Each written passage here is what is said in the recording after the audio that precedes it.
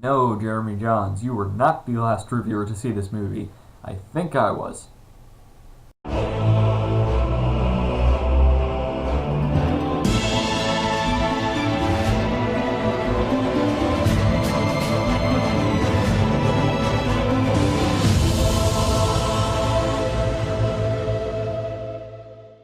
Hello, ladies and gentlemen, and welcome to my review of Avengers Age of Ultron, one of the most highly anticipated films of the year. This is the morning after review show, and I went to see it last night at AMStar at 10:35, so this is actually the morning after finally, because I've been putting these things out in like the afternoon, but you know, college, what are you going to do? Age of Ultron. Alright, so brief synopsis. Avengers are, kind of dealing with Hydra on Earth. You saw in Winter Soldier, the Hydra infiltrated S.H.I.E.L.D. That is not a spoiler because you've had like over a year to see that movie. Tony Stark still has in his mind those aliens from the first movie, and he knows they're still out there, and there might still be more of them coming. He doesn't know what Loki plans to do. Loki is not in this movie. I don't think that's a spoiler. He's not in the movie. I think that was kind of, that was said before the movie came out. So, Tony Stark, he wants to create this AI, this Ultron program, to protect the Earth from what is up there, from what is in space, so that the Avengers can, disassemble, so that they can go home, and so that the Earth can be protected, and they don't have to keep coming out and, destroying, a bunch of stuff and defending it from a lot of evil stuff. Ultron, the Ultron program goes wonky, goes a little awry, and thinks that the best way to get humanity to make it safe is to make it evolve, and to make it evolve you have to do this kind of forced natural selection where you just kill everything and hope that the strong survive. So that is kind of Ultron's vision of humanity. So first impressions after Avengers Age of Ultron, really, really good. I don't know if I can quite get it to grade or quite say that I loved it because I didn't really, really like it, and I thought it was very, it was well structured for the most part. Now I'll get to more of the issues with I had it later, that I had with it later. But for right now, the stuff I really liked. Because you want to kind of get the positives out first before you kind of talk about more of the issues. The chemistry between the team, it is all there. They have like this really kind of playful banter going on, even when they're doing these action sequences. It's really, really cool, and they work well as a team when they want to work as a team. When they're throwing down, the action sequences are really cool. There's a lot of destruction, and the structure does feel the structure to the story does feel a little similar to the first movie, but not similar enough to where you think, oh, this is just the same movie that we saw before. And a lot of that has to do with James Spader as Ultron. James Spader he's the perfect voice for Ultron, and Ultron was he wasn't like a super conniving guy, but, and he had a charisma to him. He had a personality, as you would expect an AI that Tony Stark created to have. He would have some sort of personality and, witty kind of playful thing going on. And I really liked that about him. He wasn't quite as menacing as I wanted him to be, though. So that was kind of one of the issues that I had with the movie. But more on the positive side, I really like seeing the Avengers get together and throw down again. I like seeing them all have their witty and playful banter. Oh, and another character that I need to touch on, Hawkeye. Clint Barton in Hawkeye, that character has very much more of a place in this movie, and better lines, better dialogue. He has, he feels a lot more relevant, and as Joss Whedon, the master of making every character relevant, as just about only he is able to do so perfectly, he still includes all the other Avengers, but he does give Hawkeye a lot more of a place in this movie, and he makes him more relevant than he was in the last movie.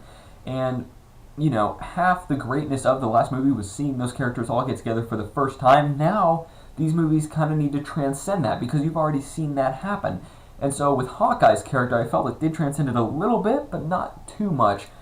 Another thing that really, really worked for this movie, actually, was Paul Bettany as Vision. Vision's in the movie. That's not a spoiler. He was in the trailer. So if you saw the trailer, you saw Vision, and you know he's in the movie. But he really worked as Vision. I really liked his character, and I liked kind of the introduction to this character into this world. It was interesting how he is also an AI. He is Jarvis with a body form. And I really liked how they portrayed him as kind of this AI with a different perspective than Ultron, but still kind of understanding where he's coming from.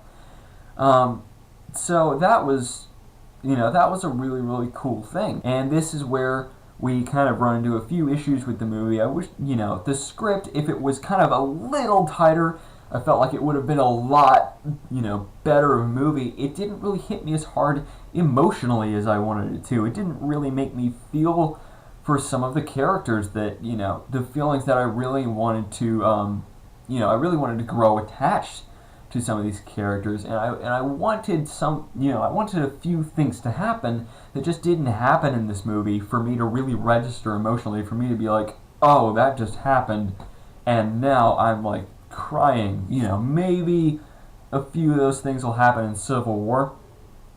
I don't know. I'm hoping so, because it's time for that to happen. Quicksilver and Scarlet Witch, the Russian accents, at least I couldn't really tell as much with Scarlet Witch, but Quicksilver's Russian accent is really bad. It's just, it hasn't really changed from the trailer, but you'll let go of it because it's Age of Ultron and you care more about the character than you do about the accent. So, I thought he was well done for the most part, besides the accent. I wanted to care about him a little more than I did. So I didn't really grow so much of an attachment to him in this movie. Scarlet Witch, it's the same, throughout their arcs of the movie. I didn't really care about them as much as I wanted to.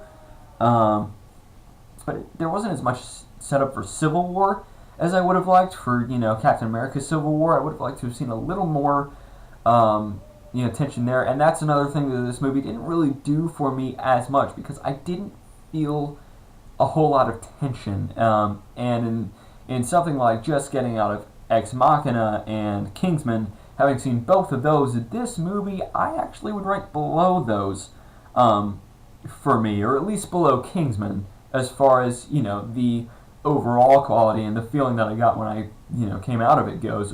But it is still, a lot of fun. It's really, really good. Ultron's a great villain. Vision's a great new character. The banter between the whole team is stepped up, amply in this one. Hawkeye has a lot more of a place. And so that I really, really liked. But, if the script were a little tighter, if a few things had happened that, conveniences in, the setting up of everybody didn't stop them from happening, if those things had happened, I feel like a more emotional weight would have registered with this movie, but it just didn't, not this time around.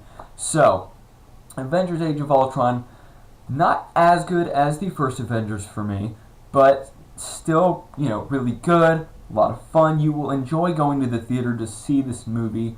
The comedy in this movie I didn't think was as good as I had wanted it to be, and some of the jokes were a little misplaced and went on maybe for a little bit too long, but it was still a really fun time at the theater going to see Avengers Age of Ultron, and I'm going ahead and giving this a rating of 7.93 out of 10. But for the most part, yes, very enjoyable. I debated between like a very high 7 or a very midpoint 8, and I ended up going with the very high 7 because the first Avengers movie I would have given like a very high 8, and I think it was just one level lower than the first Avengers film. Age of Ultron, have you seen it? And if you have seen it, what are your thoughts on it? What are your opinions? Leave those down in the comment section below this video. This has been the Morning After Review Show, and I will see you next time.